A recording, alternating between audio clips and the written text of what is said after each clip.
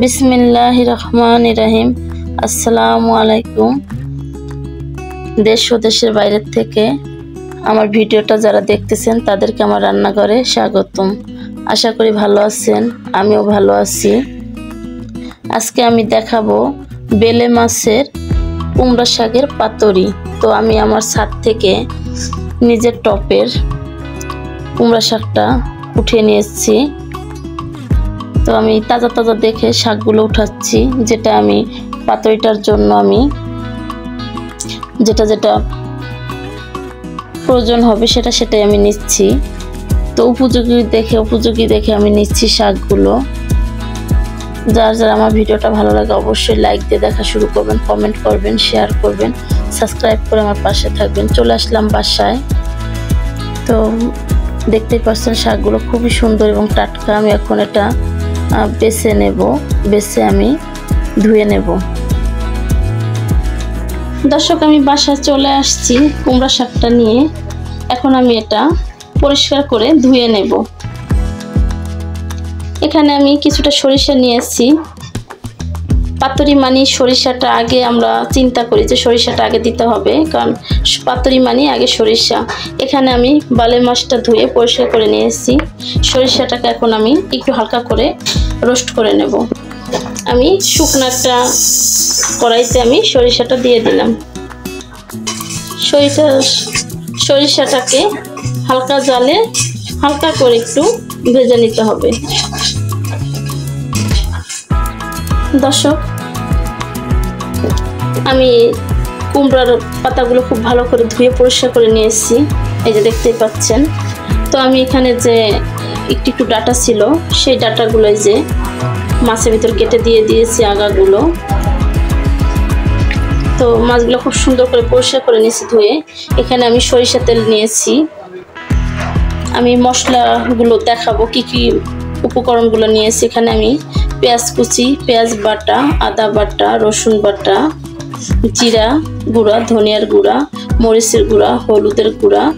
আমি এখানে একটা যেহেতু পাতুরির জন্য আমি একটা আলাদা একটা মশলা ব্লেন্ড করেছি হাতে। এখানে মিষ্টি জিরা, রাঁধুনি, জয়িন, সাদা গোলমরিচের গুঁড়ো, একটু জিরাটা আর ধনিয়াটা মিলিয়ে আমি এটা গুঁড়া করে নিয়েছি।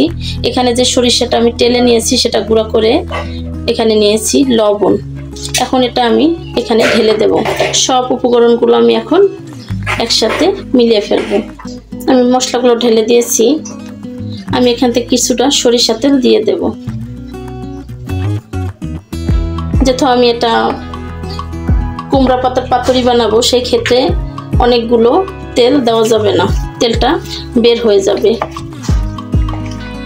সুন্দর করে এখন আমি এটা মাখিয়ে নেব। দর্শক, আমার রেসিপিগুলো যদি আপনাদের ভালো লেগে থাকে অবশ্যই লাইক, কমেন্ট, শেয়ার করে দেবেন, সাবস্ক্রাইব করে পাশে থাকবেন। লাইক দিয়ে আমার ভিডিওটা দেখা শুরু করবেন। আপনারা কমেন্ট পাঠান, আমার কমেন্টগুলো পড়তে খুবই ভালো লাগে। আর সবসময় অপেক্ষা থাকি যে আমার দর্শকরা কি কমেন্ট আমাকে করবে, কি লিখবে। আমার খুবই ভালো লাগে সেটা পড়তে এবং রিপ্লাই দিতেও খুব ভালো লাগে। তো আপনারা আপনাদের মনের মাধুরী মিশিয়ে আমাকে যা মন চায় তাই লিখে পাঠাবেন। আমি তাতে খুব খুশি। আপনাদের কমেন্টের অপেক্ষায় অবশ্যই আমি থাকবো ইনশাল্লাহ। আর আমাকে উৎসাহিত করবেন আমি যেন ভালো ভালো কন্টেন্ট আপনাদেরকে উপহার দিতে পারি। তো এটা খুব সুন্দর করে মাখানো হয়ে গেছে, দেখতেই পাচ্ছেন। মাখানোতেই মনে হচ্ছে যে অর্ধেক রান্না হয়ে গেছে।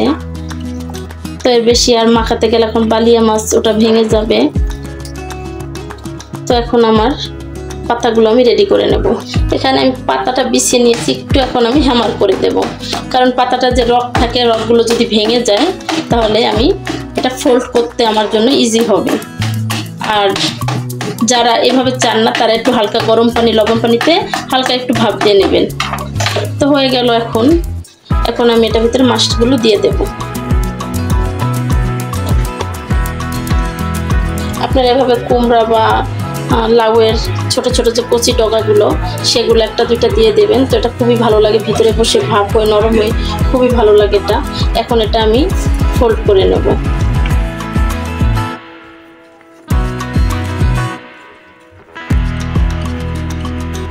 দেখতে পাচ্ছেন দর্শক কিভাবে আমি ফোল্ড করতেছি।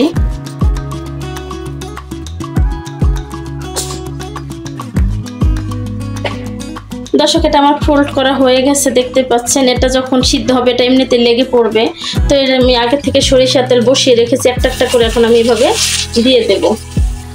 দর্শক দেখতেই পাচ্ছেন আমার পাতুরিটা বসানো হয়ে গেছে। এখন আমি এটাকে ঢেকে দেব 15 থেকে 20 মিনিটের জন্য। আমি হালকা আছে, তো এটা বলতে গেলে দমে যেভাবে রাখা ওইভাবে আমি রাখবো।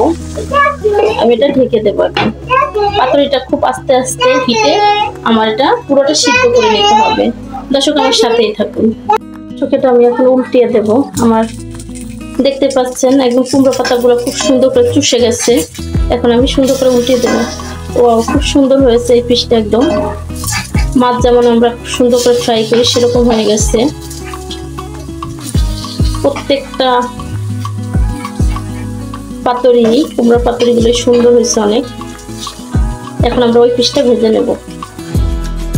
দর্শক আমার পাতুরিটা খুব সুন্দর হয়ে গেছে, কারণ যেহেতু আমি উল্টিয়ে দিয়েছিলাম। আমি এখন উল্টে দেখে নেব।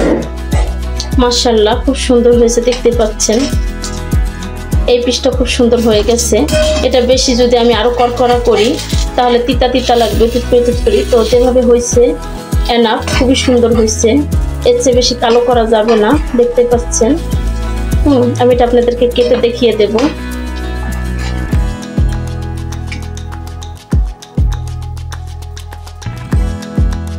দর্শক হয়ে গেল আমার বার্লে মাছের কুমড়ার পাতা দিয়ে পাতুরি। দেখতেই পাচ্ছেন কতটুকু সুন্দর এবং লোভনীয় হয়েছে।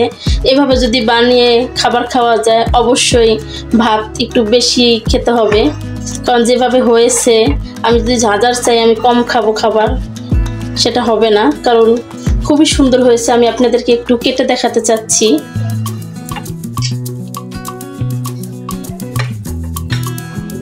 দর্শক দেখতেই পাচ্ছেন, আমি কাছে থেকে দেখাচ্ছি যে কতটুকু সুন্দর হয়েছে। দেখুন মাছ গাড় থেকে ছেড়ে দিয়েছে, খুবই সুন্দর একটা স্মেল আসতেছে, খুবই সুন্দর। তো এভাবে কারা কারা ঢাকায় থেকে ছাদ থেকে এভাবে যে কোনো লাউ শাক বা কুমড়া শাক ছিঁড়ে নিজ হাতেরটা এভাবে করে পাতুরি বানিয়ে খান, অবশ্যই আমাকে কমেন্টে জানাবেন। আপনাদের কমেন্টের অপেক্ষায় আমি আছি। ভালো থাকবেন, সুস্থ থাকবেন। দেখা হবে নতুন কোনো ভিডিও নিয়ে। আল্লাহ হাফেজ।